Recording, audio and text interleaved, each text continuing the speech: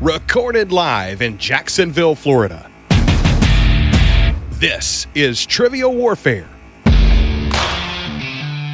More than just a pub quiz, Trivial Warfare is your gateway to a worldwide trivia community. Join your hosts, Jonathan. We just described Ric Flair as Neanderthal Man and Planet of the Apes. Chris. Yo, we going down to Sesame Street. That's your impression of hardcore rap? Carmela. That would irritate the hell out. I'm like, I just want my groceries. My ice cream is melting. Ben. 4 halogens in that list.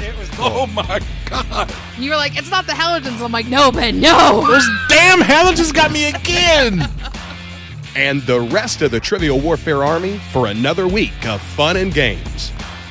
Now here's your host, Jonathan Oakes.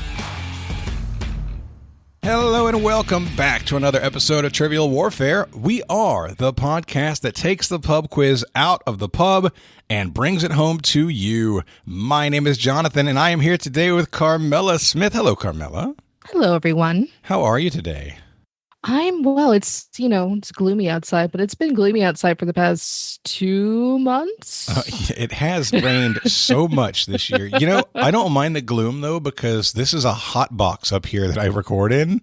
Oh, that's true. Yeah, the gloom helps the air. I sit right in front of a window, so you can actually see me instead of me being completely whited out because I'm so pale. You know what? It's like, all I see is orange hair. I see an orange wig. I feel that redhead problem, Carmella. No, it's not orange. What color would you say your hair is? It would be more of in the copper range. Yeah, I think you and I have pretty much the same color, and I say copper. I love that you distinguish between orange and copper. They're two different colors. I agree. These aren't orange. You don't want to fight an orange dragon. You would not mind running into a copper dragon. It's very different. So, Carmela, we have a lot of great guests today. We do. Elyse Dunmore is with us today. Hello, Elyse. Hello. Welcome to the show. Thank you. My first time here. Glad to be here. Glad to have you. Tim Beggs is with us. Hey, Tim. Hey, everybody. Glad to be here, too. It's not Tim's first time. This is old hat to Tim. Yeah, a couple, 3 or 4, I think. I think so. It's good to have you back. And Mike Dobson is with us today. Hey, Mike. Hey, how's it going? Doing good, man. Welcome to the show. Hey. Yep, first time. So I want to get to know everybody better. Okay, we're going to start with Elyse. I want to know where you're from, what you do, and I want you to tell me something fun about yourself. Sure. So I am from Northern Virginia, right outside of DC. Grew up there, got out as soon as I could, and now I live in Baltimore. I am a middle school English teacher, and we just finished our first week back at school in person, so I'm trying to get through that. Something fun about myself is when I first met my husband, I was wearing elf ears, and he was dressed as a dwarf because we do live action role playing. So we met each other in character. We, call each other silly names, and it's been a decade of going out and camping and, being really nerdy, but having a blast. You know what? If you're having fun and you're enjoying it, God bless it. Good for you. I love it. I think that's fantastic. Do you have an elf name and he has a dwarf name? Yep. So the name I go by is Echo. So when you were saying earlier with the technology problem, there's an echo in here. Like that happens a lot in our nerd stuff. So I was constantly like, yep, I'm here. It's like, oh, you guys are not going to know that reference. Okay.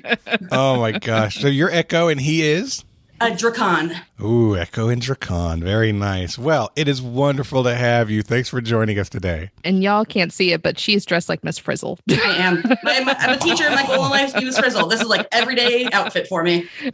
So for some of y'all, for all of you, you can't see it. For some of us, we don't recognize it. Right. If you are listening to this podcast and you don't know what Miss Frizzle looks like you have some homework to do. I know what she looks like, but I don't know her clothes. Sebastian the dresses are part of what she looks like, Jonathan. You don't have Miss Frizzle without her thematic dresses. It came after me. Disappointed. It is. You know what? Actually, I really enjoyed the first series, but the second series where the teacher was different, I didn't really like it as much. Like her cousin or something was the new teacher. Anyway, Magic School Bus references. It's awesome. On to Tim. Tim, tell everybody where you're from, what you do, and something fun about yourself. Sure. So I was originally from California, San Francisco Bay Area, but moved to central New Jersey about 4 years ago to be closer to family. And I currently work in HR for a company called TerraCycle that works to recycle everything that can't go into those blue bins that you put out for the garbage company. Oh. And something fun about me, I am a total history dork. So particularly American history, which was also a big draw to move to the East Coast from the West Coast, because you can learn all about cowboys and Indians and missions and things like that. But I really love being out here to learn about, Revolutionary history, Civil War history, all that kind of stuff. And kind of one of my side collections is I collect presidential signed documents. So, what is the most? What's the hardest signature to get that you've gotten? Oh, I was going to say that I've gotten probably the hardest one that I've gotten and it's the oldest is Andrew Jackson. Oh my God! The hardest to get is that I'd really love to have as James Garfield because he was president. Well, and William Henry Harrison because they were president for such a short amount of time. And is it getting something that was signed while they were president? Yeah, ideally. I have a number of things that aren't dated, but I have a number of things that are during their presidencies. It's such a cool thing. So I don't know, do any of the rest of you enjoy and collect signatures at all? No? I don't collect them. I mean, I think they're interesting looking, but I love signatures. I don't have a big collection, but I do enjoy like baseball cards, signed baseballs, that kind of stuff. But the one signature that I want, there is a signature that I want. I want a thing that was touched by and signed by Walt Disney. And it's pricey. Cool. It's pricey to the point where I can't really justify just going and spending on it. But I would really love to have like a lithograph or a signed frame or something. There's something about certain people that I take joy in knowing that they handled the thing. Like one of my baseballs downstairs was signed by Hank Aaron. And sometimes I just love holding it and thinking Hank Aaron held this in his hands. It's one of those things. So I think it's really cool that you sign the president or that you collect presidential signatures. I think it's awesome. I'm talking a lot. I apologize. You guys are interesting though. Mike Dobson, tell everybody where you're from, what you do, and something fun about yourself. Originally, I'm from Croswell, Michigan, which is right inside the thumb of Michigan, right on the edge of Lake Huron. But I'm currently living in San Antonio, Texas. I am actually within the Air Force. I work as a computer systems operator, which basically means I troubleshoot computers all day. Okay. And something fun about yourself. I guess the best thing I can give is I'm an aspiring author right now. I have nothing published, but I have about 100 short stories and a couple novel ideas floating around, but I'm working towards that. And I tell my students all the time, if you're writing, like that counts. Good for you. Yeah. Keep writing. I started about 2 years ago because I used to really want to do that, as a kid in high school, but then I just kind of fell away from it. And I actually ended up writing a paper for one of the Air Force events, and everyone was like, wow, you really know how to write things. So I was like, oh, yeah, maybe I should get back into that. So yeah, here I am, a short horror story author. There's such a market for this. All right. Well, it's great to meet you guys. It is awesome to have you. I can already tell we're going to have a great show, and we're going to get it started with Warm It Up, Chris. It's time to warm it up. On Trivial Warfare today, and there's only one person who can warm it up for the TWA, and that's Chris, and sometimes Jonathan. And today's Warm It Up, Chris, is going to be run by Elyse. So we had last minute. Yeah, we had a thumb war to determine who was going to be Chris today for Warm It Up, Chris, and Elyse has really strong thumbs. So she won, and she's running Warm It Up, Chris today. All right. And what I'm asking you about is totally outside of my wheelhouse, but I was interested in something, and then that got me just down a rabbit hole of some other stuff. So what I have for you is military operations by their code name. Okay. I am going to give you the code name, and I am either going to give you the date when it happened, generally a year. There may be like a month in a year as well. So I'll either give you the date or I'll give you the location of where it happened. And most of the locations all of the locations are countries generally. Okay. And if we're struggling, give us both the location and the date, please. Yeah, absolutely. Some of these are kind of easy and can be summed up in just like a word or two. Some of these, let's say like no more than like a sentence explaining what this was about. And then the majority of these are like American military operations. There are a couple other countries, and I'll tell you what country it is from. Oh, wonderful. So I'm just going to go in the order at the top of my screen. So Tim, Mike, Jonathan, Carmela. So Tim, you have Operation Rolling Thunder from 1967, 1968. Rolling Thunder was Vietnam was bombing, I think, either Vietnam or Cambodia. Yep. So bombing campaign of North Korea during the Korean War. Yep. Oh, North Korea. During the Korean War in 68? Is the Korean War still going in 68? 67, 68. Yep. I thought it was in the 50s. I mean, that's what my Google told me. Okay. I'm going to learn something then, because I did not know the Korean War was still going on. Or I typed it down wrong. That is a possibility. Yeah, because the Korean War definitely stopped in like the early 50s. No, it said no. It's my dates are right according to everything I'm looking at. The dates are right, but it was conducted by the U.S. and the Republic of Vietnam against the Democratic Republic of Vietnam. So it is the right dates, but it is the Vietnam War, it looks like. And so interesting detail about that, Quentin Tarantino's movie production company was kind of named after this. Oh. So there was a movie apparently, like a B movie, and then Quentin Tarantino loved that movie and took the name. All right. All right, my next one, Mike. This is probably the easiest one on here that I'm giving to the military guy. So Operation, and this is not an American one. So Operation Barbarossa, June 1941. Wow. Thanks for putting the pressure on me. I'm just a computer nerd. I'm just letting you know. Barbarossa. I mean, the only thing I can think of is it sounds like it would be from like Spain, but that's about all I've got from it. It's either Spain or Italy. Do you want the location of where it happened? If you could. Russia, Soviet Union. Russia, Soviet Union. I guess Russia at that point, 1941. Well, then I would imagine that was trying to keep Germany from invading at that point. So that's what I got. Yeah. Germany trying to invade Soviet Union. Yeah, it's a German invasion of the Soviet Union. Is that what it was? Yep. Yeah. Yep. Okay. Should have learned from Napoleon. Don't try in the winter. For real. Yeah. All right. Next one. We got you, Jonathan. Okay. So this is probably like the shortest answer that you can give me in like 3 words. Let's see if you can give it to me in 3 words. So Operation Enduring Freedom, 2001, 2014.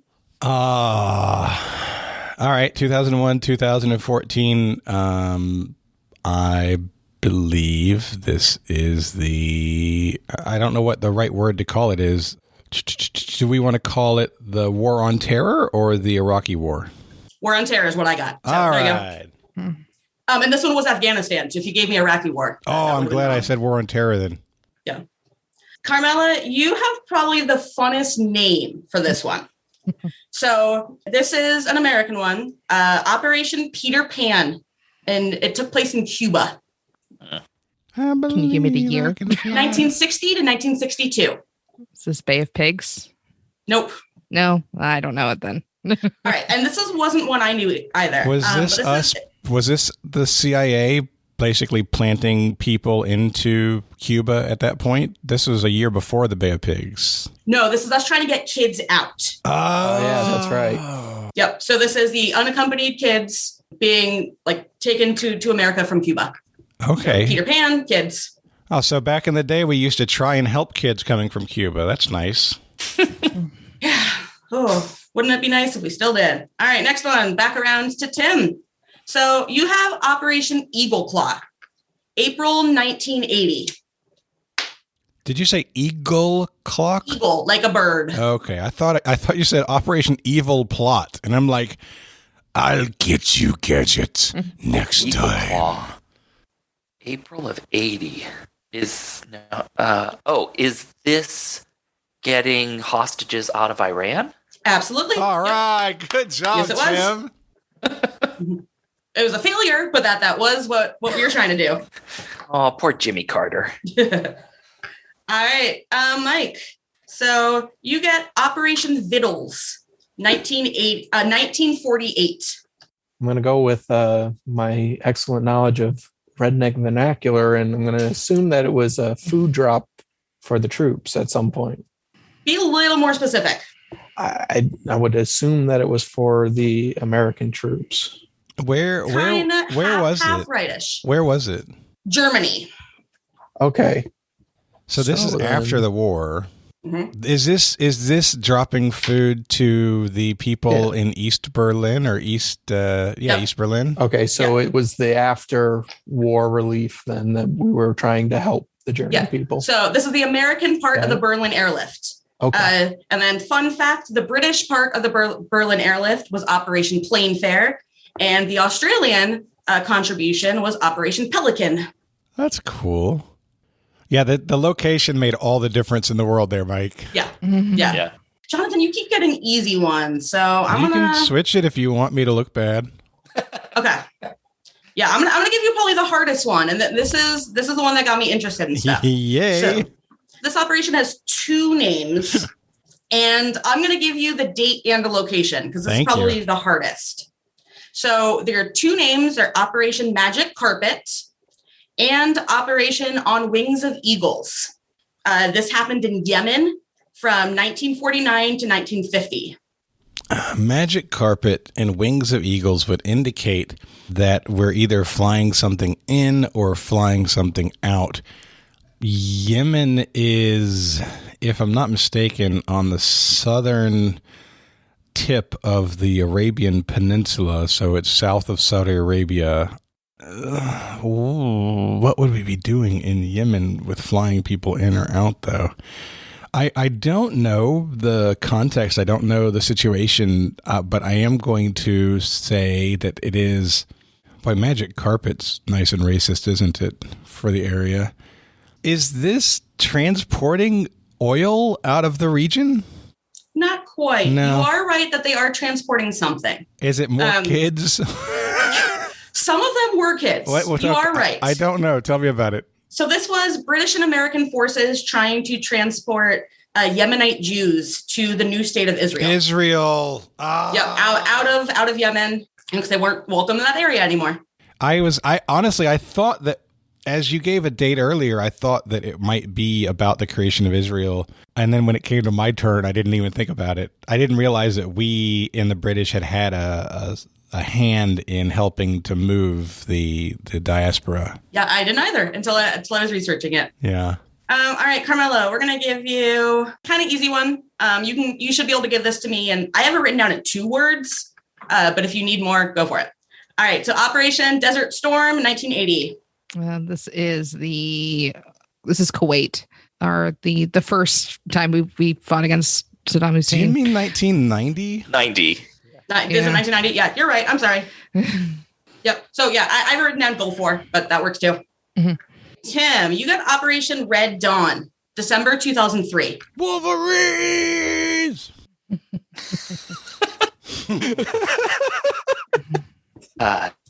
December.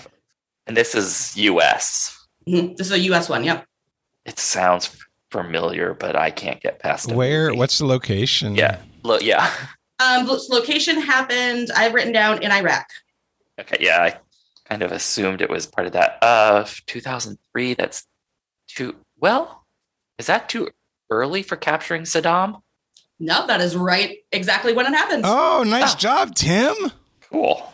Well done. Right. Lucky. Yeah. Mike, you get, and this is I'm going to give you a non-specific location for this. Okay. So you get actually 3. This is Musketeer 1, Musketeer 2, Musketeer 3. And this happened in the Pacific Front of World War II.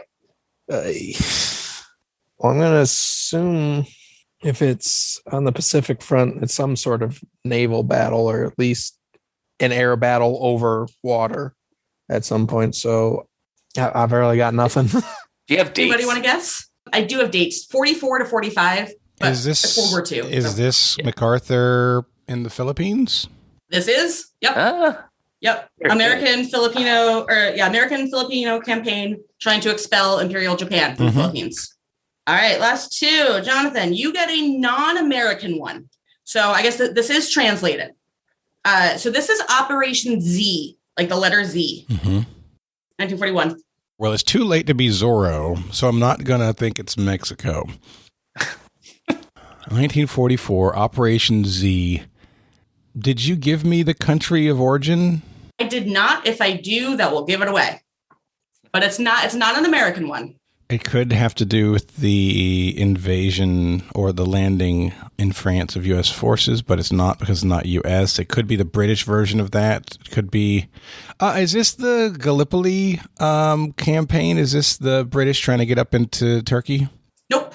I don't know it then. Is this Pearl Harbor? This is Pearl Harbor. Oh, God. The original name was Operation Hawaii, and they went, ooh, that's probably too... On the nose. Too on the nose. Yeah. All right, Operation Z. Got it. Yeah, and then last one, Carmela. And I'm going to have something to say about this one that I think is important to read when this is done. So you get Operation Neptune Spear, May 2011. May 2011. The hell was I doing in 2011? I can't remember what I was doing last week. I think it was playing video games. I'm almost certain 2011 was video game year for you. Most assuredly. Maybe Elder Scrolls. Yeah, 11/11/11. I was definitely in line for Skyrim. I don't have a guess for this. I don't know. Anybody want to help Is there her a out? location? Is this the SEAL Team 6 going into wherever to assassinate Bin Laden? That is it. Yep. Okay. Oh, wow. Yeah. Nice. Good job. So- That one. Yeah. So there's kind of two names that go along with this one when I was doing my research. So there is some controversy around this. From what I saw, like the SEAL team said that this was originally named Operation Geronimo, but a lot of American Indians or Native Americans did not like that name. So there's a chairman from the Apache tribe who actually sent a letter to President Obama. Let me just read this. So Jeff Hauser sent a letter to President Obama decrying the linking of the legendary Apache warrior to the mass murderer and cowardly terrorist. Unlike the coward Osama bin Laden, Geronimo faced his enemy in numerous battles. He is perhaps one of the greatest symbols of Native American resistance in the history of the United States. So they just don't like the name Geronimo being linked to bin Laden. So Operation Neptune Spear is, I think, what it's officially known as now. All right. And that's going to wrap up Warm It Up, Chris. Great job, everybody. I think I learned a lot in that one. Great job, Elyse. That was really great. Thank you. Very cool. And that you can always count on a teacher to have a good presentation voice.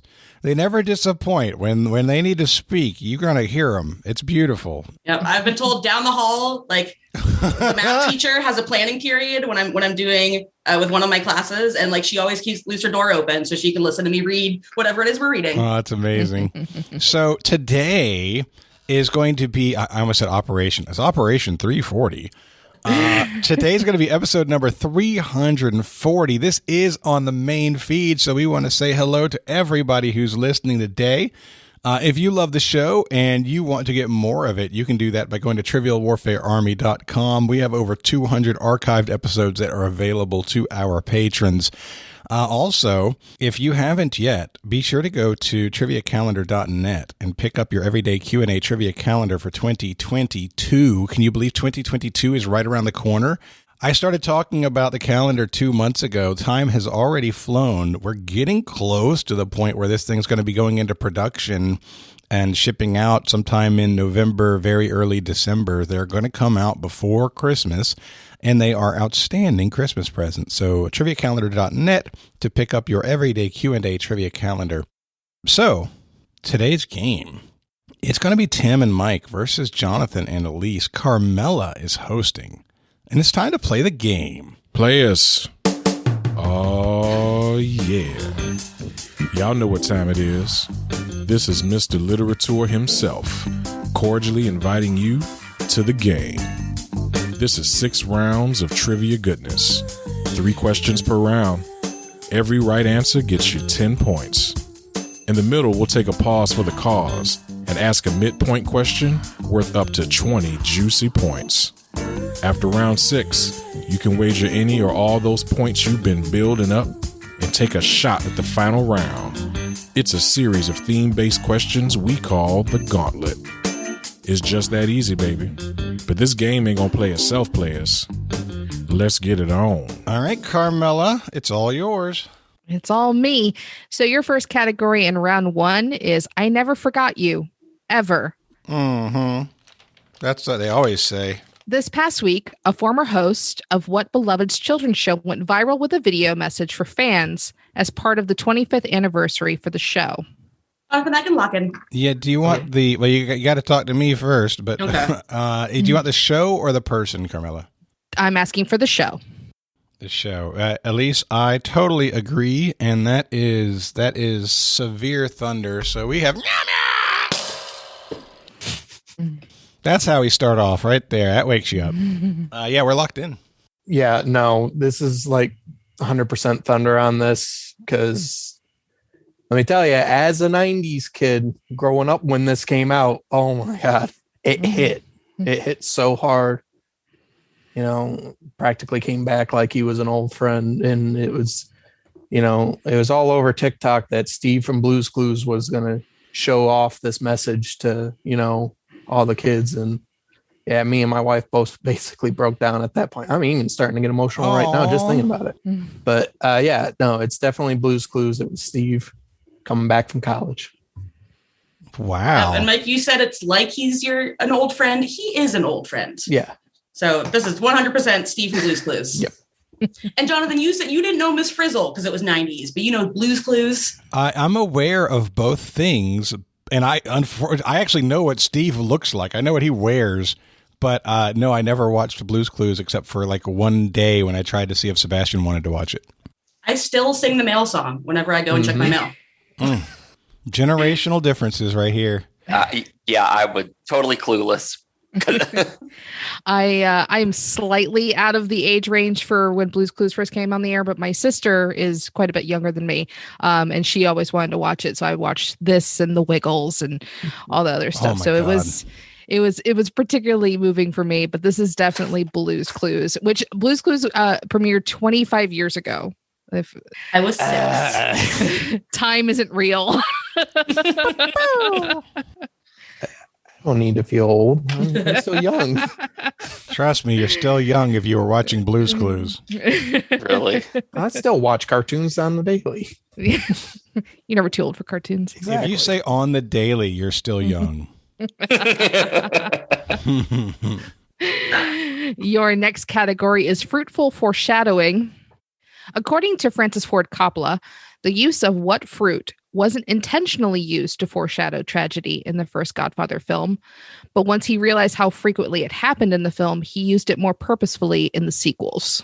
Do you think so? Yeah, we're locked in. Yeah, we're locked in. All right, Elyse, you said you've never seen these movies? I know, I'm the worst. I've never seen the movies. I can like name fruit. I only watched them once. They're not my cup of tea. That's not my kind of movie. It could be way wrong, but the name, like the fruit that immediately came to my mind was oranges. I was thinking pomegranate. I'm pretty sure it's not pomegranate. That one that would stand out more specifically. But I feel like there might be a scene where someone is shopping and they have a bag with oranges coming out the top, or they're like in a fruit market and they're holding an orange or something. I don't know. It could be wrong, but I think there's a connection with oranges here. That's the closest I have. Yeah, I'm fine with going with that. All right, well, go ahead and try oranges. Okay. Yeah. We also said oranges. Ooh. It's the exact same line of thinking. I've actually never really sat down and watched the movies either, but I just know the scene where Marlon Brando like puts the orange in his mouth to kind of like help his grandchild like laugh and have some fun with that. He's like playing around with him, pretending he's a monster. And I think shortly after that, as they say, tragedy befalls him. Well, that is exactly what happens to Don Vito. Yeah, so it's oranges. They originally used oranges because it was a bright contrasting color, because the palette in that movie is so dark and drab. So they would put oranges in the scene to kind of like liven it up. And people started to connect that with, whatever tragedy was going to befall, especially with the fruit market scene. And so he's like, oh, well, that wasn't intentional, but now that I know that, I'm going to start using it. And so I wasn't making it up. There is a fruit market scene. Mm-hmm. Yes. Okay. Yep. Yeah. He's holding a bag of oranges and he's shot and the oranges spill all over the street. Mm-hmm. So points all around there. Your last category in the round is it's just a bunch of hocus pocus. Films are often renamed when released in other countries. The Halloween classic Hocus Pocus has what other magical name in countries outside of the U.S.? Oh, yeah, that's the best one. Want to go with that one? Let's go with that one. Okay. All right, we're going to lock in. Yeah. I'm not familiar with what it would be called outside of that. I just know the movie. Yeah, as far as it goes, I think you probably have the better answer, because I feel like Toil and Trouble or Double Bubble, like any of that, it feels a little too on the nose for that. Yeah, so I was thinking Abracadabra, just as, but it's totally out of nowhere. But you want to go with that? Yeah, I think we should go with that. Okay, then we'll stick with Abracadabra. Yeah. All right. Yeah, similar lines of thinking. Jonathan was like Alakazam, Open Sesame. I said Abracadabra, so that sounded the most magical. So we locked in with Abracadabra as well. All right. Hocus Pocus can seem like magical nonsense, and so can Abracadabra. Outside of the U.S., Hocus Pocus is known as Abracadabra. How about that? What a guess. Yeah. One could say you pulled it out of thin air. Oh, very good. I was going to say out of my Jonathan, but... Hey. It's too early for those kind of references. Yeah, it's funny. Also, the root Abracadabra, the root for the killing spell in Harry Potter. Yeah. Yeah. She does a lot of that with that, like nocturnal alleys, nocturnally, diagon alleys, diagonally. She's awesome. She's real killer with the wordplay. At the end of the first round, score is 30-30. It's a tie game. First category in round 2 is Angel of Music. Music. Before the pandemic shut everything down in spring of 2020, what Andrew Lloyd Webber musical was the longest running musical on Broadway, premiering in January 1988, and is still running at the Majestic Theater now that Broadway has reopened? We're good to lock in then, I guess. All right. Yeah. We're locked in. We're locked in. All right. Elyse, I thought Cats had come off of Broadway before the pandemic.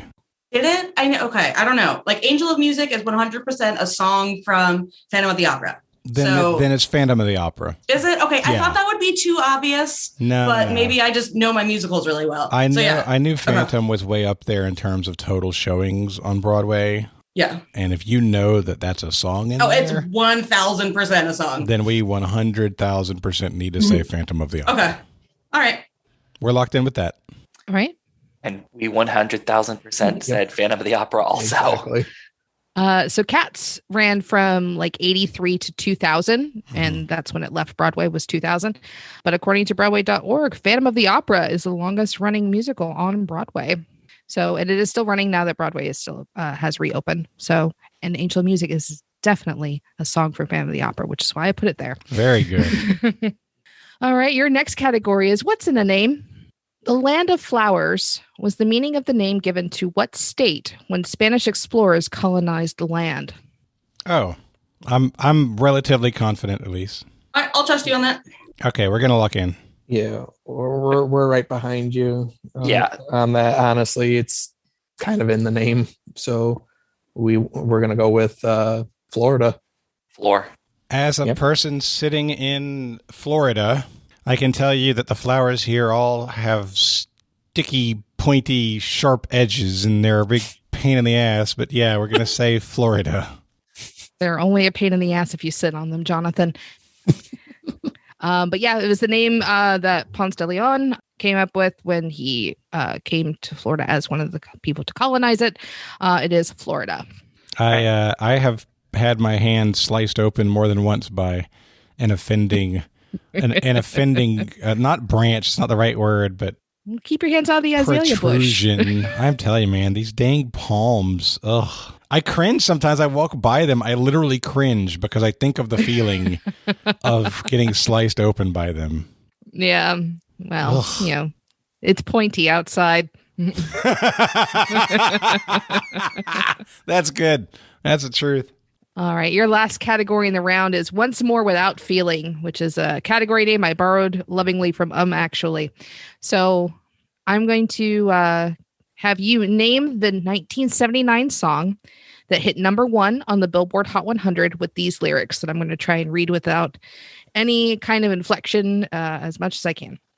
I didn't think about my lady. I know that sounds kind of mean, but me and my old lady had fallen into the same old dull routine. So I wrote to the paper, took out a personal ad, and though I'm nobody's poet, I thought it wasn't half bad. We're locked in. Yeah, we're locked in. Elyse, this is Escape, the Pina Colada song by Rupert Holmes. I have no idea what that is, but if you know it, go for it. If you like pina coladas. Oh, okay. Yeah, sure. Getting caught in the rain. I don't know by the name or the singer. Yeah, go for it. And yeah, we're locked in with that. So Mike and Tim. Yeah, absolutely. Yep, that's the one. This is Escape, parentheses, the Pina Colada song by Rupert Holmes. Didn't realize it hit number 1, but it did. It's a very catchy song, but the lyrics of this song makes it seem like these are two terrible people. Exactly. It's ugly.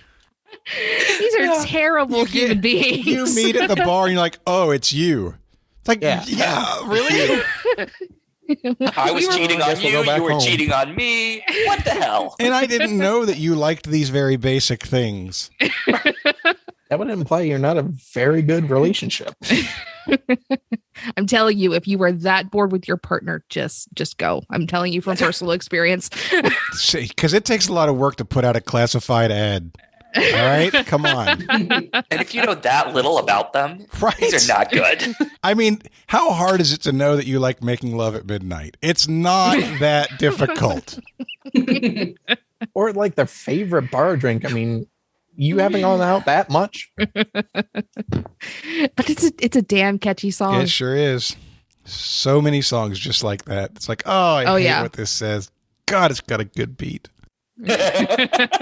Not that one, but you know what I mean. There's a Geico commercial that comes on whenever I'm watching like a YouTube video, and it's this guy and he's daydreaming about riding on his motorcycle, and he's singing "Build Me Up Buttercup," and then he flashes out of his daydream and it turns out he's at his wedding. I'm like, what a terrible song to think about at your wedding. So maybe at your wedding, like focus on your future spouse, not how a song about how people build you up and then let you down. Like, not a good thing to think about at your wedding. Well, it's accurate, but not good. The 90s and the 2000s, they had Good Riddance, Time of Your Life played at the end of every graduation. Oh, yeah. The name of the song is Good Riddance. Yeah. Well, I mean, that is the teachers talking to the students. It's like, we're going to have the time of our lives. Yes. I think that's another clean sweep, if I'm not mistaken. 60-60 after 2 rounds. All right, we know stuff. Woo. Well, we know this stuff. Yeah, the next stuff could be harder. We'll see. Your first category in round 3 is That Guy Has a Name. Of course, it's Steve, clearly. It's not Steve, but let's find out what it is. A mustachioed, bow tie wearing, black-eyed cartoon named Julius is the mascot of what snack chip mainstay? We're Locked in. I don't know what you mean by black-eyed. He has black eyes. So it's not like, do you mean like you've been punched in the face black eye, or do you mean his pupils are black, or they're just solid black eyes? He has black eyes. Not that he's been punched in the face. He just has black eyes. Okay. And you guys are locked in? Yes. We are. Oh, gosh. Okay. I have no idea. So thinking of chips. I thought this was going to be Mr. Peanut at first, but it's not, because that's not a chip. Well, what is Mr. Peanut's brand? Is that like Nabisco? It's Planters. Or Planters? Okay. Yeah, it's not chips. So chip mascots, you got Chester Cheetah, but he's not wearing any kind of fancy clothes. And he doesn't have a mustache. No. These chips are not my strong Name chips, like Sun Chips is the sun. Doritos. Lay's, I don't think has a... Lay's, yeah. Pringles. Ruffles. Is there a mascot for the... what's the popcorn with the caramel and like you always get a toy or something in there? Cracker Jack. It's not that. It's not wears Cracker a sailor Jack? outfit. Could you describe him again, Carmela? A mustachioed, bow tie wearing, black-eyed cartoon.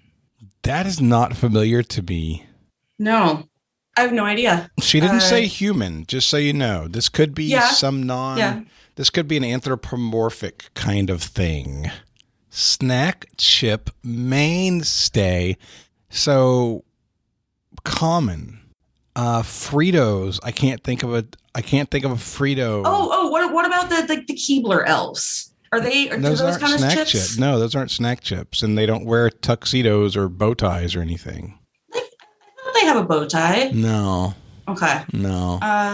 Doritos. I keep thinking of cereals. I'm not thinking of chips. No, you got to get to the chip aisle. You got to get to Doritos and Cheetos and Fritos and Lay's and Ruffles and Pringles, and none of these have mascots. Mm-mm. Tostitos? Is there a little dude on like the Tostitos person and he's like scooping the chip? And he's definitely not wearing a mustache. There's no character. There's the two T's in Tostitos, and the I is a chip bowl. That's not a character. Right. I mean, do you want to just say Planters and hope that they also somehow make chips? No, but yes, sure.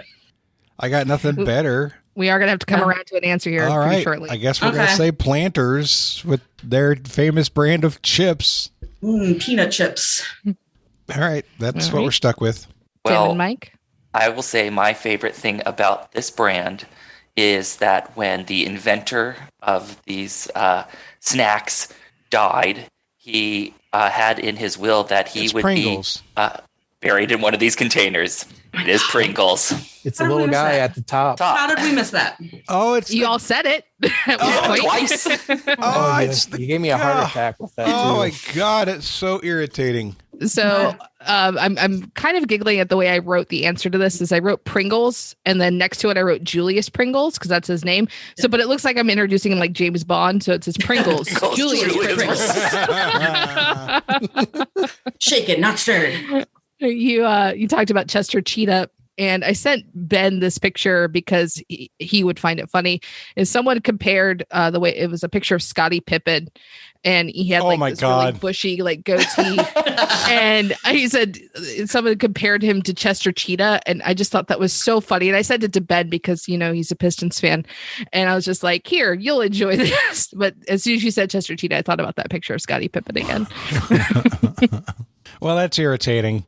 Gotta be it's irritating. Once you pop, you just can't stop. Your next category is Rhinestone Session Musician. Glenn Campbell was a musician with a successful solo career with hits like Rhinestone Cowboy and Southern Nights, as well as a television host with the Glenn Campbell Good Time Hour.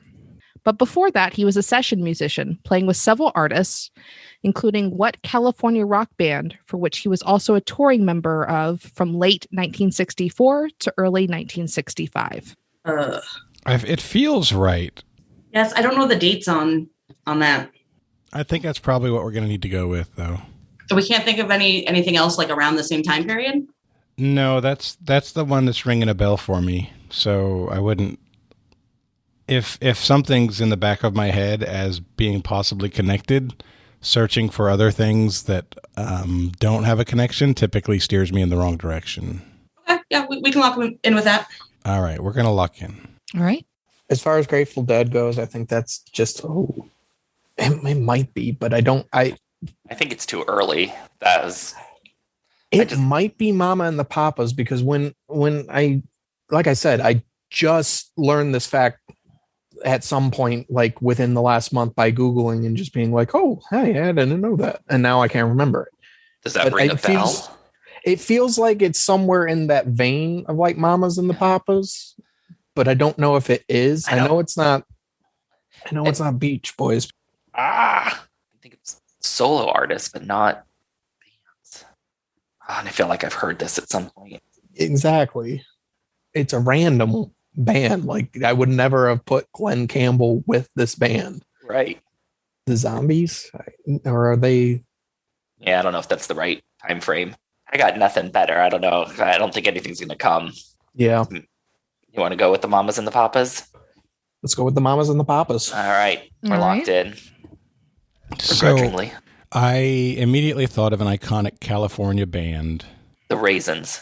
Clearly. I had that on cassette tape, the California And Raisins. they play both rock and roll music, but also play like slow music, almost country in a way, and really fit the Glenn Campbell vibe. And there's so many people who came in and out in different ways, in different forms, that it could definitely fit, even though I don't know it to be a fact. So that iconic California band would feature Glenn Fry and Don Henley. We said the Eagles. Oh. Or we just said Eagles because there's no the. It is true for the Eagles. There is no the. It's just Eagles. But that's not who I'm looking for. And I'm also not looking for the Mamas and the Papas, even though they are also another California band. The name was said at some point, but no one committed to it. Glenn Campbell would fill in for Brian Wilson on tour. This is the Beach Boys. Oh, really? That's right, because you Never in a million years getting that one.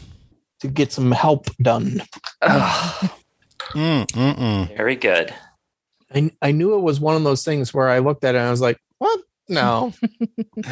So that was inspired by a conversation I had with Waco earlier this week. Nice. We've been watching all of the Marvel Cinematic Universe with the kids. Mm-hmm. And we got up to volume 2 for Guardians of the Galaxy, and Southern Nights is on that soundtrack. And so he was talking to me about Glenn Campbell. I'm like, and he's like, that would be a good trivia question. I said, you're right. That would be a good trivia question. Thanks, Waco. You stumped us. Glenn Campbell, and you had Rupert Holmes on earlier. Picking up to go through the whole awesome soundtrack. I thought about it, about making a theme game using the entire that would be soundtrack. I'd have had so much fun. Oh man, I couldn't focus enough to do it, but I did consider doing an entire theme game based on the Guardians of the Galaxy soundtracks. But your last category in the round is where in the world is Carmella San Diego? Where in the world is Carmella San Diego? So I'm walking through the streets of Ulaanbaatar, and I'll spell that for you. ULAANBAATAR. The capital and most populous city in what Asian country, where I can also find things written in Cyrillic? Yeah, We're locked in. We are locked in. I have an idea of approximately where, but there are a lot of places in that approximate area. Well, what's your approximate area? It's obviously going to be more Western in the like Southern Asiatic countries.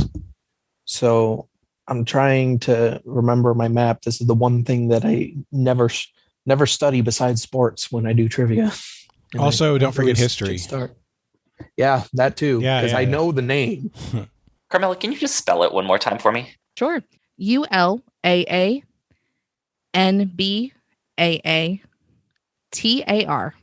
It's all one word. Ulaanbaatar.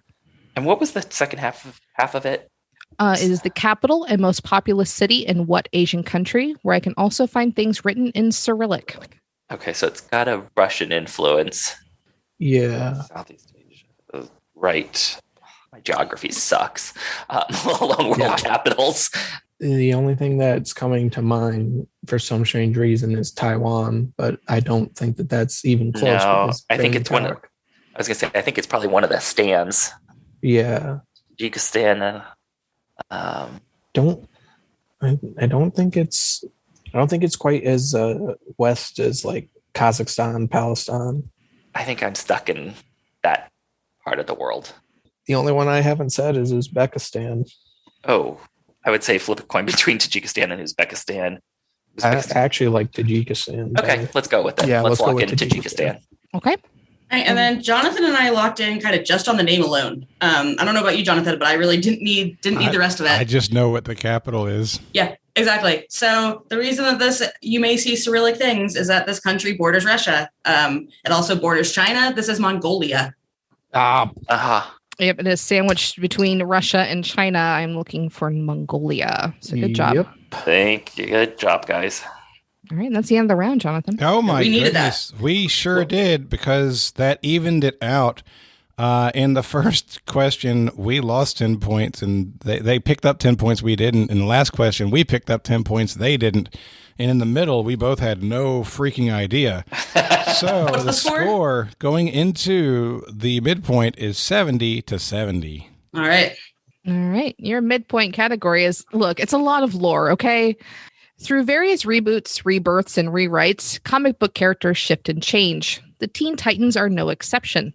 Originally put together in 1964, the Titan lineup has gone through many changes, but I would like for you to give me 4 out of the 5 original members of the Teen Titans from 1964.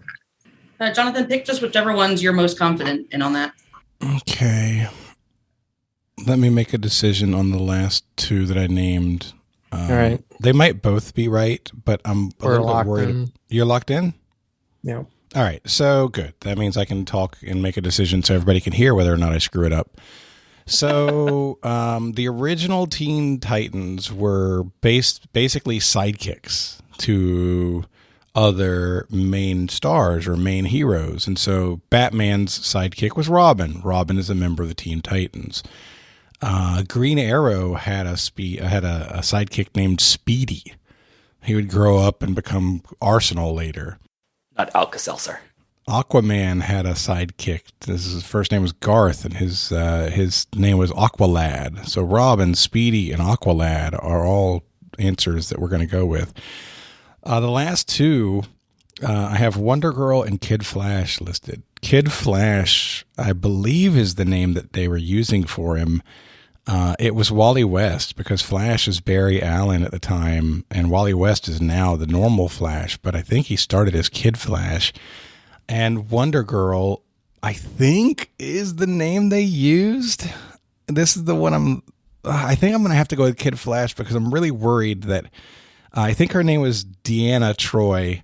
Wonder Woman is Diana. I think it's Deanna Troy, and I can't remember if they call her Wonder Girl or not. So I think we're going to go with Robin, Speedy, Aqualad, and Kid Flash. Okay. And I'll say Wally West if that's more official, than if that can be more accurate than Kid Flash. I don't know if we have to have code names. Okay. So I'm not as familiar with DC's side of the house as I am with like Marvel's, but I was pretty sure at some point that Starfire was like specifically created around that time and ended up being one of the Teen Titans. So I had her in there. I know Robin's always been one for the most part, but unfortunately, I ended up coming up with all the characters from the cartoon show, which is much later on in that. And I don't know if Tim had anything else on that. No, I knew the current ones from the TV show, but really not good for the past. Yeah. So what did we lock in with, Mike? We ended up locking in with Starfire, Beast Boy, Raven, and Robin. All right. Those are the ones from the cartoon. Yeah. I have some of that before they all went into like the little chibi forms. I have a lot of those on DVD because I love that cartoon. But the original run in 1964 was Robin, Kid Flash, Aqualad, Wonder Girl, and Speedy. Good job, Jonathan. Nice. Wow. Thank you. So in the current rebirth series that started, I think in 2016, they are now simply known as the Titans and have taken on their adult personas: Nightwing, the Flash, Tempest, Deanna Troy is from Star Trek. Donna. Oh, God. And Arsenal. Oh, yeah. So it's funny that Speedy is the one that I remembered better than Wonder Girl because he's like the least well known, but there's something about why in the hell would you have a team where there's a Kid Flash and you name the guy with the bow and arrows Speedy? So that always stuck with me that felt weird. Because that's the name that Ollie Queen gave him. All right. So that is all 4 for Elyse and Jonathan, and then 1 for Mike and Tim. And that was a big mover and shaker for us. At the end of the midpoint, Mike and Tim have 75. Jonathan and Elyse have 90. All right, that is the end of the first half. But before we go on to the second half of today's game, I want to let you know that today's show is sponsored by BetterHelp. BetterHelp is the best way to get counseling online, and we're still in the middle of a pandemic. In fact, it seems like it's worse than ever, right? Things are happening all around us. Stress is out of the roof. It is crazy right now. And BetterHelp does two fantastic things, and it does them well. It matches you with the counselor that you need to talk about any specific issues or opportunities that you see, whether it's depression, relationships, trauma, self-esteem, LGBTQ items. It could be anything. You might just need somebody to talk to. BetterHelp's a great way to do that. The second thing they do well is they do it online. They make it easy for you. You're not waiting in a therapist's office. You're not going out in public during a pandemic. You're going to be in a safe environment, a private environment, and you can get started in less than 48 hours. It's convenient, and it is fantastic. I have had personal experiences with BetterHelp that have been wonderful for me. I highly vouch for it. I just told somebody the other day, they were asking about online counseling services, and I gave them my link. I said, BetterHelp is the way to go. You can start living a happier life today yourself, and you'll get 10% off of your first month by visiting our sponsor at betterhelp.com/TWA. You can join over 1 million people who have taken charge of their mental health. Again, that's BetterHelp, HELP.com/TWA. All right, let's get on with the second half of today's game. All right, let's kick off round 4. Your first category is Jonathan's favorite trivia topic. Astrophobia is the fear of what? It could be that Loki had it at the beginning of the first Avengers film. What if it's fear of George Jetson? Astrophobia. And just for clarification, Astra is Astra. Okay. And you said Loki could have it at the beginning of the first Avengers movie? Mm-hmm, towards the beginning of the first film. I've watched a lot of Marvel movies over the last month, okay? Getting that feeling. Yeah. We had never seen them all, so we figured this would be a good time to do it. There's so many good ones. It's Yeah, like I said, we just watched Guardians Volume 2 on Tuesday. So I think we're up to Homecoming now. So... Okay, we're locked in. So I'm trying to remember exactly what happens at the beginning of the first Avengers, because I honestly haven't watched that one in pretty much since it came out. I watched it like 4 times when it came out, but I don't remember exactly what happens. I know he has a lot to be afraid of in that film, because I know that towards the end, the Hulk just pulverizes him into the ground. I know there's a part where he's like in a chamber and he's like suspended above the ground, like they're flying in a ship of some sort. Because I don't know if Astra would specifically like refer to falling. That's what I was just going to ask. I mean, I haven't seen the movie. I was trying to think of other words with Astra in it, and all I can come up with words are with Astro, which is not helpful, and Ad Astra, but I don't know what that means. Or the company AstraZeneca or whatever it is for that you hear in the pharmacy ads. But those things almost never mean anything except that they sound good. I'm okay with fear of falling. Yeah, okay. We're going to go with fear of falling at this point. Okay. All right, then I know that in Latin, Astra means star. And so Jonathan actually brought up Ad Astra, which means like to the stars. So we just said fear of stars. So there's an exchange between Loki and Captain America when they're in the plane, and there's a storm. And he says, "What, are you afraid of a little lightning?" And he's like, "Well, I'm not a fan of what comes after." And that's when Thor shows up, because astrophobia is the fear of lightning and thunder. That would make sense. Okay. Yep. Okay. Yeah. No, I forgot the scene. I was trying to get there, but I couldn't. Yeah. Your next category is Stranger Than Fiction. CONOP 8888 is a document that was created in the U.S. Department of Defense as a part of a training program for military strategic planning. CONOP 8888 depicts scenarios and strategies for defense against what fantastical foe, indicating that maybe some game modes in Call of Duty aren't so far-fetched after all. I got this. You got it? I got 100% All right. on that. Go lock it in. All right, we're locked in. Okay, so my first thought was like alien invasion of like they gotta have some kind of plan for like if the aliens come and attack. Yeah, you would think so. My only problem with saying alien is fantastical is a weird description for alien.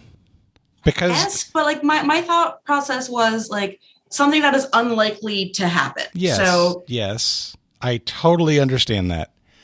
And that's probably the most likely answer. Did you ever play Call of Duty? nope. I wonder if it could be God. Oh gosh. Because I know a lot of games have God modes, right? But God mode in a game is not that like you I are understand. fighting God. Usually you are God. Yes, I Right. understand. That is an option that came to my mind though. Aliens to me are more of a it's hard to describe them as fantastic so much as angels or other mythical things. Aliens aren't really mythical. They're Right.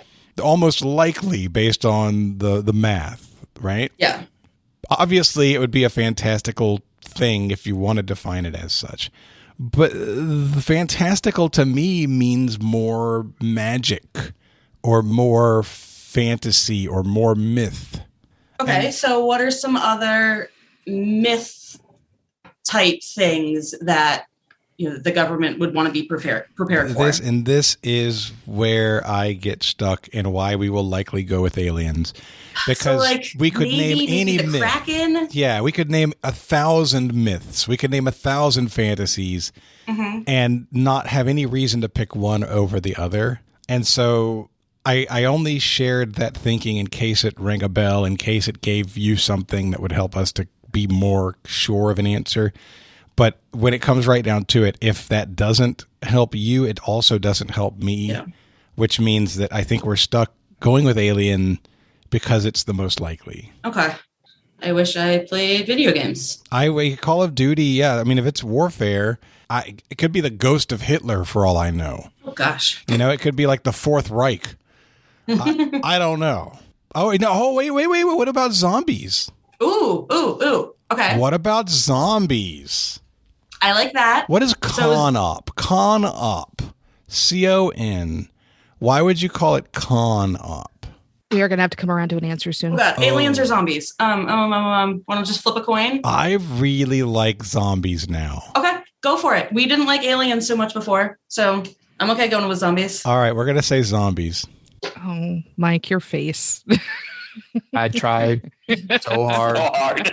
Yeah, it's zombies, and I can't speak to anything on this, obviously, but I'm going to use my deductioning on that. Con probably stands for continental, so like continental operations within the United States. So if a zombie uprising came out, probably be fighting zombies. It is also known as counter-zombie dominance. Yeah. Con-op 8888 was used in a training session and they use zombies as their subject. Wow. Okay. And you can fight zombie Nazis in some Call of Duty. So when you started saying like maybe you fight Hitler, and I'm like, well, yeah, zombie Hitler. That's honest to God. That's exactly what happened to get me to that thought, Carmela. I thought at first it's like Hitler came up way early in my thinking, and I just didn't say it because I knew it couldn't be right. But it was like, okay, but what if it was Hitler, right? How could they do that? Well, maybe it's Hitler and a ghost army, or maybe it's Hitler and an army of undead. Hey, wait a minute. Zombies are popular. Oh, and that's how the logic happened. Yeah. And this document came about at about 2011, which would have been right at the height of popularity for zombies. So our tax dollars at work. It was a training exercise. You get a lot of answers like that from the government, mostly because of people keep asking us what our plan is. So I'm sure that there's an alien contingency plan somewhere out there, but the zombie one just happens to be very popular. And your last category in the round is science. Science. Space is big. like super big. The Milky Way itself is about 100,000 light years in diameter, meaning it would take 100,000 years to travel from one side to the other at light speed.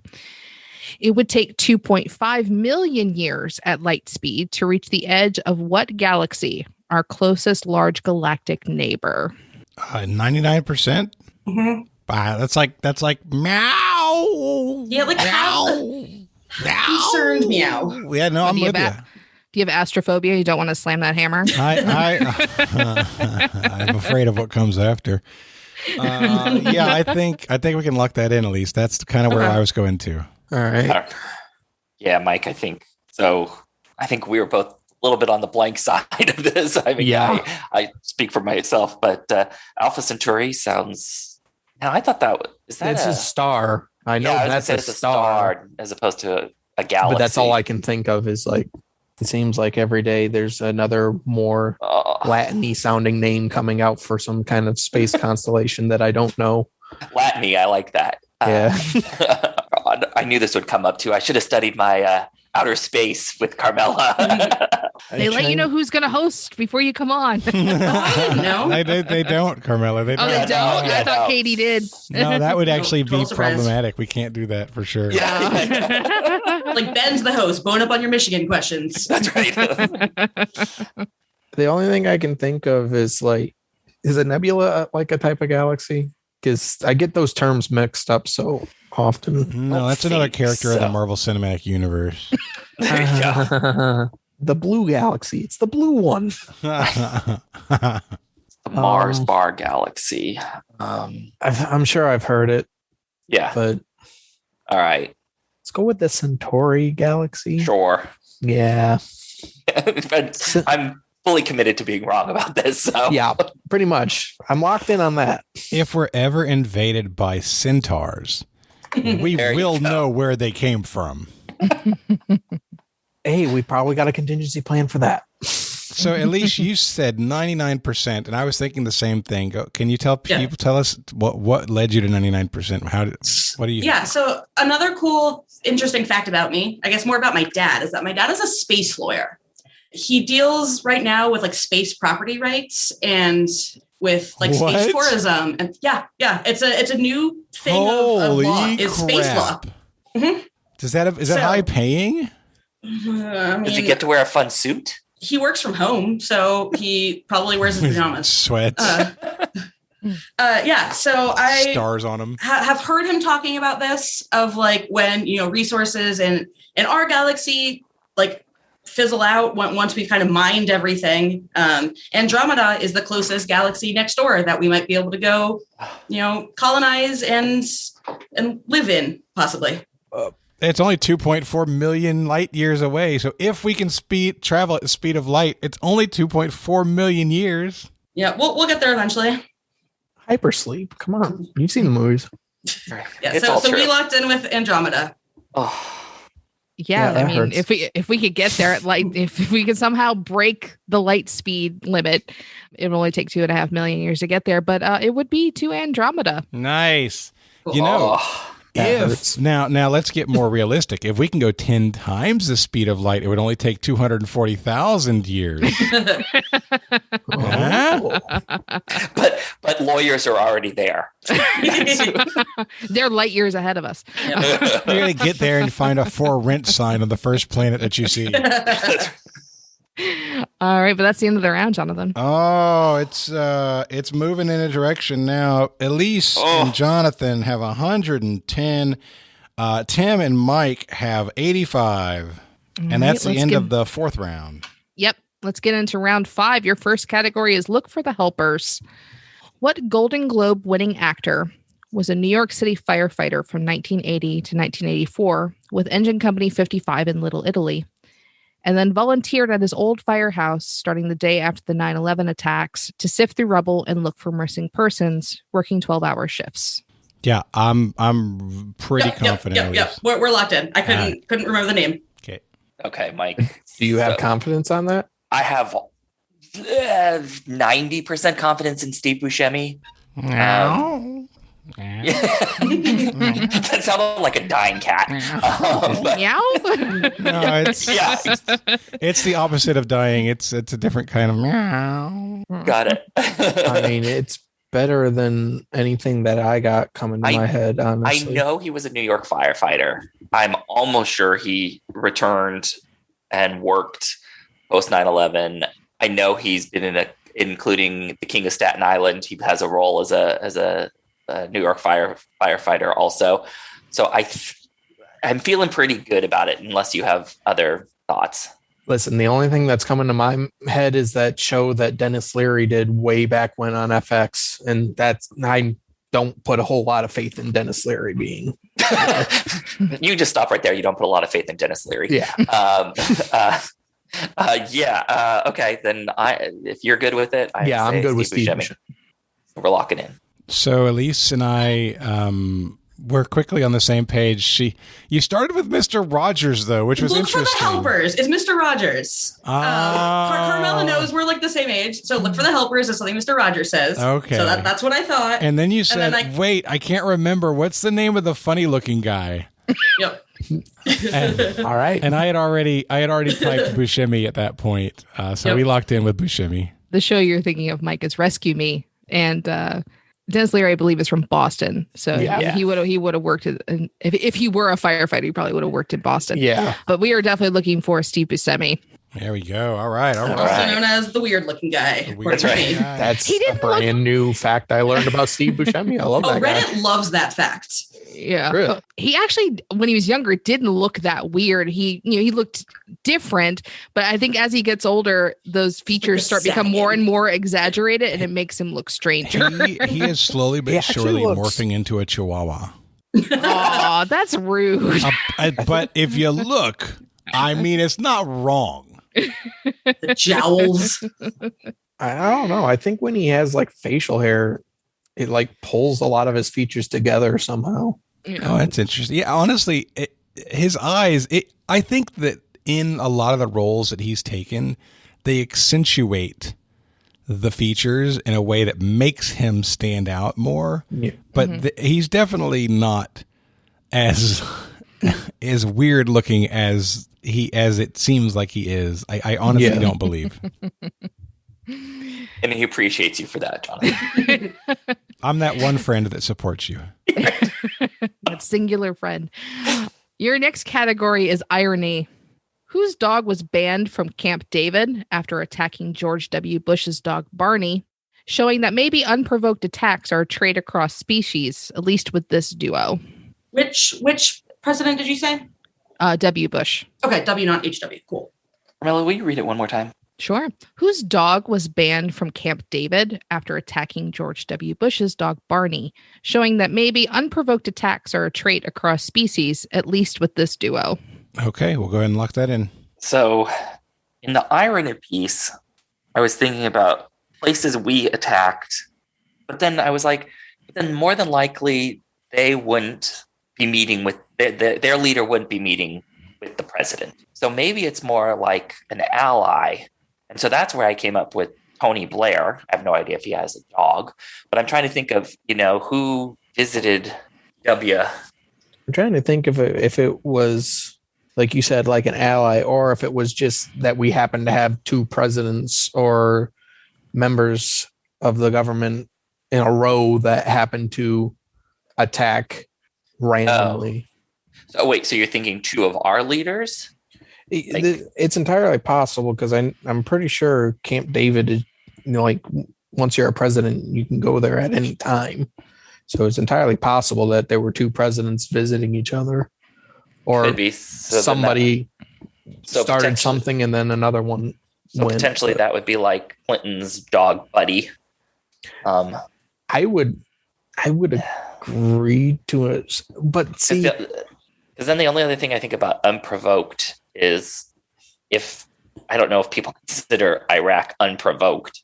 So then it would be like, who are our allies in that potentially? Yeah.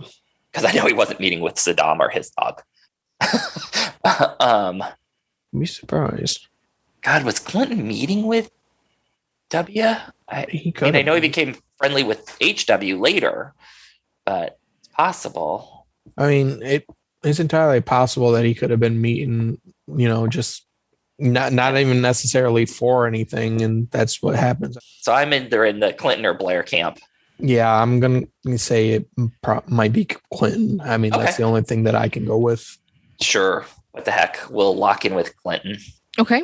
So we also thought of domestic American people. I threw out Colin Powell or Rumsfeld. And I was really leaning towards Rumsfeld, especially since I know that he died within the last couple months, and that would be kind of good timing question wise. But then Jonathan came up with Dick Cheney. And I remembered the shooting accident where he was out hunting and accidentally, shot the person that he was hunting with. So we locked in with Dick Cheney. I also thought that it was more likely that Bush and Cheney would visit Camp David at the same time together. Yeah. That was the biggest part of my thinking there. It's the fact that Cheney's dog shot Barney is the crazy piece. So, dog Fido. So Dave the dog, his owner famously shot his friend in the face. It was Dick Cheney's dog. Oh, wow. Yeah. And the moment you guys said that, all of these random pieces of trivia came together, and I was like, yep, that's it. Didn't remember that one. Yeah. It wasn't a memory. It wasn't a memory thing at all. It was just a matter of, hey, it's a duo, meaning they're together. They're thought of together a lot, and all. And then excluding the ones that didn't fit. We were thinking of it from a political standard, not just a personality standard. Or who owns who is the also question in that one. Yeah, I came across it because apparently he talks about it in his book that came out 10 years ago at this point. Wait, which one? Oh, it was some memoir that he did in 2011. No. I mean, Cheney or Bush? Oh, Cheney. And he was bragging about it. Yeah, he's like, oh, by the way, your dog Dave can't come to Camp David anymore, which is also funny because the dog's name is Dave. And I'm like, oh, so dog owner? You just attack random your friends? Oh. Your last category in the round is hashtag Ronaldo returns, which is also serving as our obligatory sports question. Ooh, sports. Cristiano Ronaldo made headlines recently with the announcement that he was returning to what Premier League club, which he previously played for from 2003 to 2009.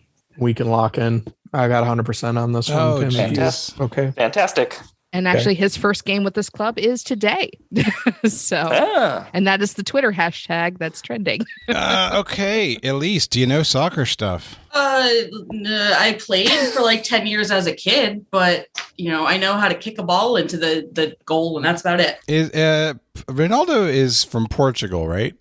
Messi's the Argentinian and Ronaldo's. They're mixed up. I have Portugal. No idea. Okay. Somebody's from Brazil. I don't know. So, no, that's Neymar. Oh, I thought it was Pele. Is that a dude? Okay, yes. Pele also from Brazil, but that's a while back.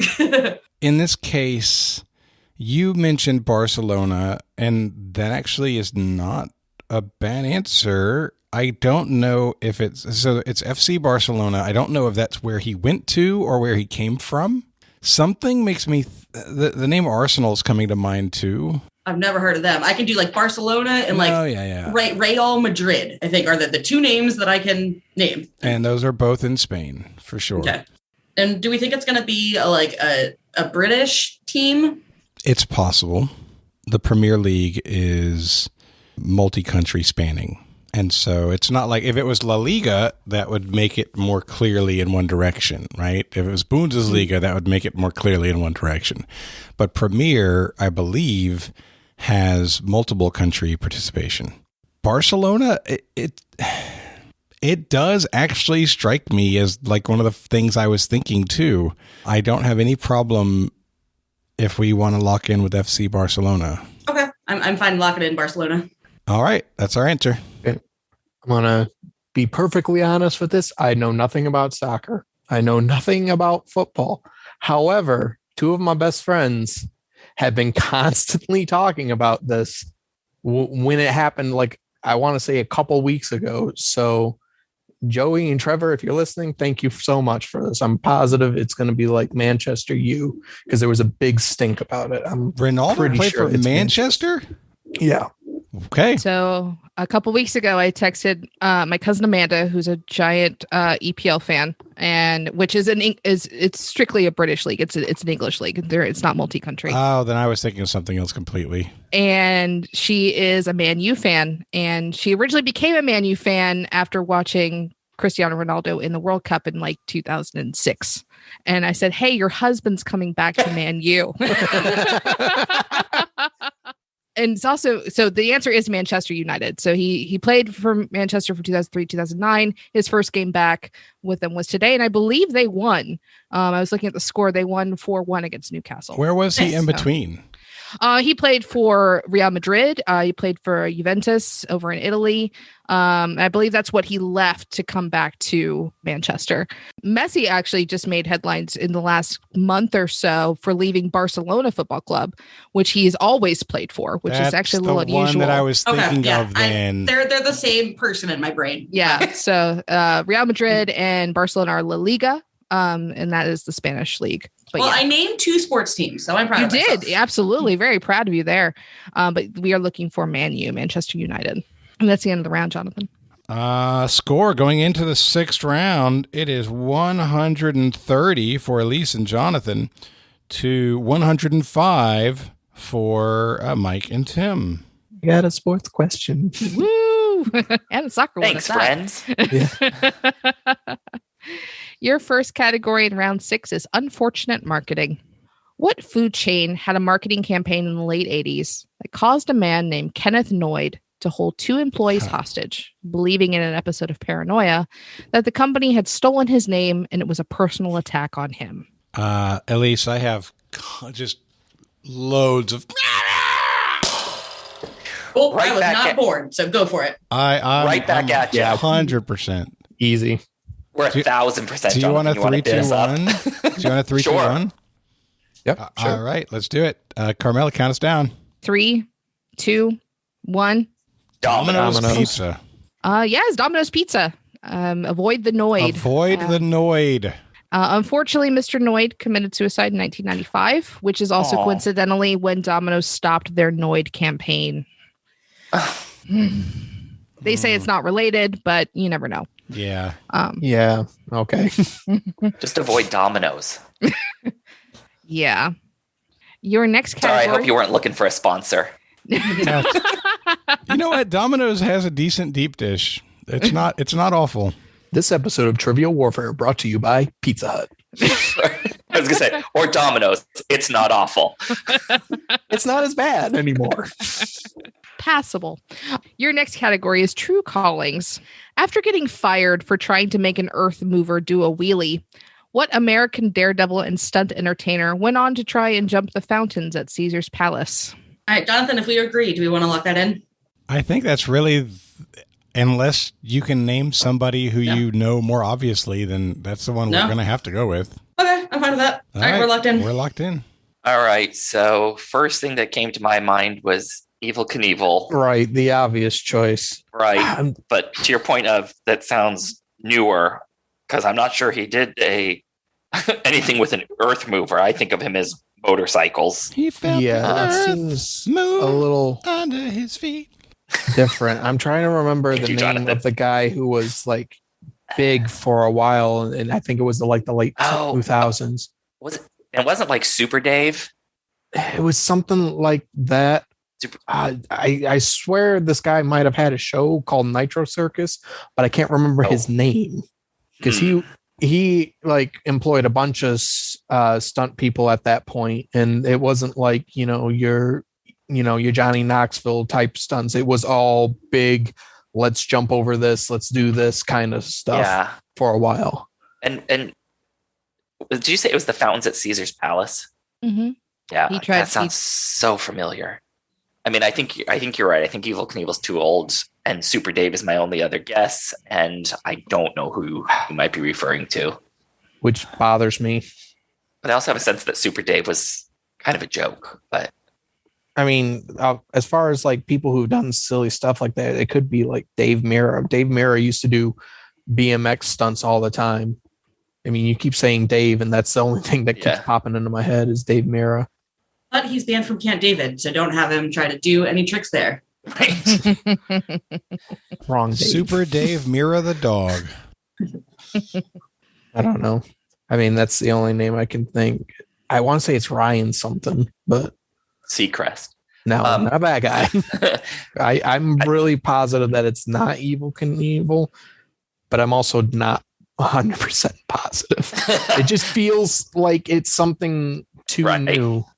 Okay. I would stick with Super Dave and leave out a last name and see if we can get. So we can there. stick with Super Dave. Because I know that was his moniker. Okay, all right. We'll lock stick in with with Super Dave.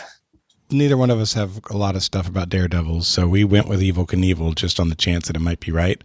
But we thought of it and stopped there. The circus thing you mentioned, I don't know if this is a related person, but the name Travis Pastrana came to mind when you were talking about that. I don't know if that might be if any kind of connection, but there's that came to mind. But we said Evil Knievel. Yeah. He went on to try and jump the fountains at Caesar's Palace. He did not do it successfully, but I included this question because I found out that he was fired from a construction job because he tried to get an earth mover to do a wheelie, and apparently was successful. But this is Evil Knievel. All right. Yes. Cool. Just don't listen to me. No, That's what I'm learning. I'm the king of parsing a question, saying, "Oh no, that's gonna be too easy. That can't be right." And sometimes it just pays to go with the name you know. Yeah. And yeah, maybe it's the obvious answer, but I wanted to include it because Evil Knievel got an earth mover to do a wheelie. Right, yeah, that's impressive. I love There's it. a reason why we all knew his name. Right. And your last category in round 6 is Time Marches On. With around 26% of the population at age 65 or older, what island nation has the highest proportion of elderly citizens in the entire world? The villages.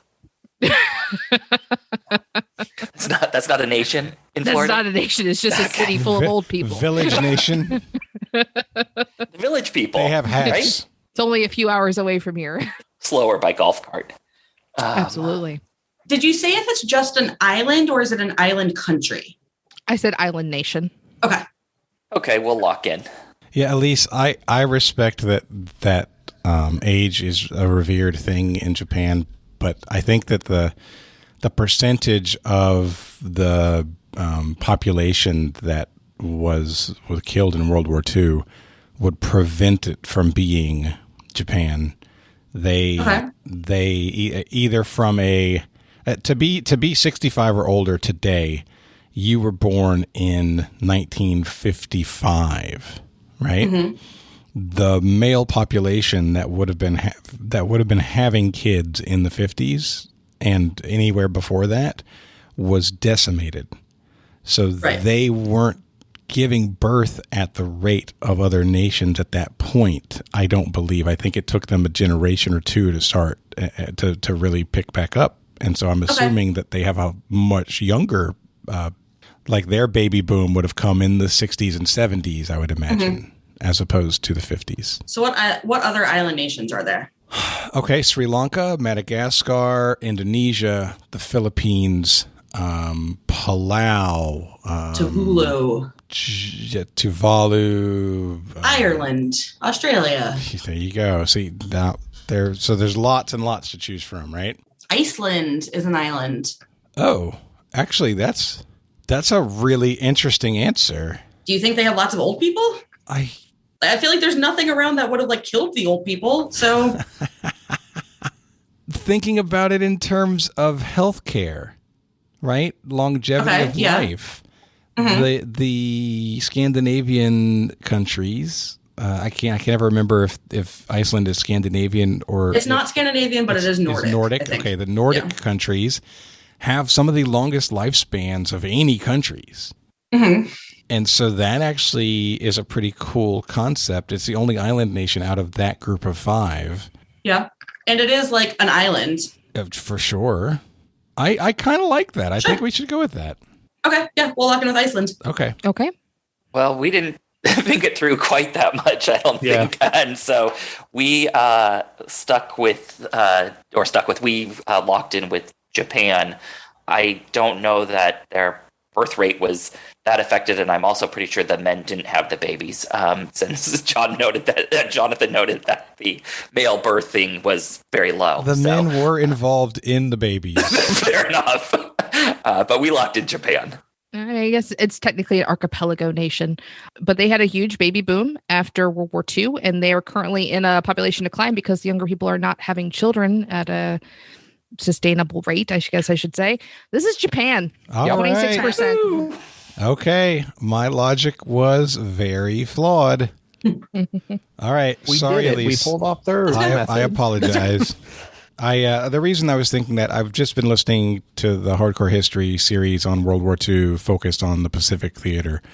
And so I'm much more well-versed in how impactful to the population the war was. But apparently that led me astray. All right. At the end of regulation, going into the gauntlet, Elyse and Jonathan have 150.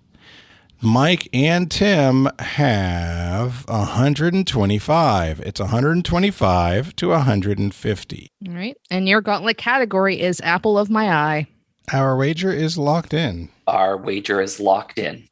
All right. Your first question in apple of my eye. The Apple iPhone is the company's best-selling product with over 1.5 billion units sold. What has become the second best-selling Apple product, an accessory selling 60 million units in 2019 alone? We're locked in. Our answer is locked in. All right. Your second question. According to the U.S. Apple Association, what Apple variety is the best-selling in the United States? Though I cannot attest to their attendance at parties. That's an interesting question. All right. We're locked in. All right. Our answer is locked in. Sometimes naming children gets a little strange, especially with celebrities. Apple is the name of the daughter of what actress turned lifestyle product peddler? Yeah, I can lock this in, Jonathan. I can too. Nice typo. There it is again. Yep. We're locked in too. Yeah, we're locked in. Oh, wow. Okay. So, just for the funsies, Elyse sends me 20 Paltrow. And then she says, "Oh my God!" And then 20. Then Jesus, like the letter G in Jesus, and then Gwyneth. Spelled wrong. I agree with that wholeheartedly. Our answer is locked in. All right. Jesus Paltrow. Jesus, certified G. The Apple iPhone is the company's best-selling product with over 1.5 billion units sold. What has become the second best-selling Apple product, an accessory selling 60 million units in 2019 alone? Tim and Mike, what did you come up with? We came up with AirPods. Yep. All right. Elyse and Jonathan. Yeah, we debated between Apple Watch and AirPods. And then I thought to my middle school, and I see way more AirPods than I see watches. So we locked in with AirPods. Okay. According to the U.S. Apple Association, what Apple variety is the best-selling in the United States, though I cannot attest to their attendance at parties? Elyse and Jonathan. Yeah, so I picked up on that party clue. Gala is another word for party. Gala is a type of apple. So we said gala apples. Very smart. I took the clue meaning something else of Carmela Smith and went with Granny Smith apples. I know they're very popular in pies, but took the clue, I think, the wrong way. I want an apple pie. All right. And last question. Sometimes naming children gets a little strange, especially with celebrities. Apple is the name of the daughter of what actress turned lifestyle product peddler? Mike and Tim. We came up with 20 Paltrow also. Gwyneth Paltrow. Old Goop. Jesus. Goop Jesus. We also locked in with Gwyneth Paltrow. Well, the iPhone is the best-selling product. It would make the most sense that something that's used along with the iPhone would also be a very high seller, and that would be the Apple AirPods. Great job, Elyse. Thanks. Apple is the daughter of Gwyneth Paltrow. My personal favorite Apple is a Snapdragon. Ooh, I've never had a Snapdragon. A Fuji guy. Yeah, but the best-selling Apple in the United States is the Gala Apple. Nice. Well, at least according to the Apple Association, which I didn't know actually existed. Everybody's got an association. Yeah. So The team with the lead got it right. The team that did not have a lead did not get it right. So the drama is not here. Tim and Mike, what did you wager? We bet 26, hoping to get it right, and you get it wrong. 26 is a fair wager. You're going to finish with 99 points. Elyse, I asked Elyse for wagering. I said, do you want to be aggressive or conservative? And she sends me back with an exclamation mark, aggressive. So you were going to be locked out anyway when we got it right. We bet 101 and finished with 251 points. For the final score of 251 to 99, your winners are Elyse Dunmore and Jonathan Oakes. Good job. Great game. That was a fun one, Carmela. Well written. That was really enjoyable. Mm-hmm. Glad you liked it. I really did. And before we go, we like to give everybody a chance to do shout-outs and promote causes they care about. Elyse, we'll start with you. Sure. I want to shout out to you, the listener. You have made it through 2020. You've made it through most of 2021. You are here. Like you are still here today. Presumably you will still be here tomorrow. And so I am so proud of you for getting through it. I know that this year has been hard for me, for everybody, but you're doing it, and you're gonna keep kicking ass in 2021 and hopefully beginning of next year too. So keep rocking, listener. I love it. And there's so many asses to kick. It's hard not to kick ass. Sorry, I couldn't help myself. Obviously. I love it. Tim, over to you. Sure. I have done this shout out before and continue to do it. I'm a former food banker. Please continue to support food banks in all times, but there's still great need out there related to the pandemic. And but continue supporting your local food banks, and soup kitchens are certainly definitely still in need. Outstanding. And Mike? I actually really don't have any organization or anything that has come to mind recently, so I'm just going to go with keep an eye out for friends and family. Just try and ask them even once a day or whenever you think about them, just how they're doing. Just try and make sure you're always keeping up with that mental health check, just to make sure, because some things are not apparent, and sometimes it just takes that one question to really help somebody get through something, or even to just share good news and positive news and help make that day just a little more special. Love it. It's outstanding. All right. Well, guys, that's going to wrap us up. This was an awesome game. So happy to have all of you. You are a great group to have fun with, and so glad that you were here. So for Tim, for Elyse, for Mike, and Carmela, my name's Jonathan. This was episode number 340 of Trivial Warfare, where it's not just trivia, it's war. Bye, everybody. Bye. Bye. Bye. Thanks for listening to Trivial Warfare. Be sure to check out the revamped TrivialWarfare.com as your one-stop shop to submit questions, join the community, and get access to over 150 archived episodes. Warm It Up was written and performed by Matthew Stevens. This episode was edited and produced by me, Joel Sharpton. For help with your podcast, visit ProPodcastingServices.com.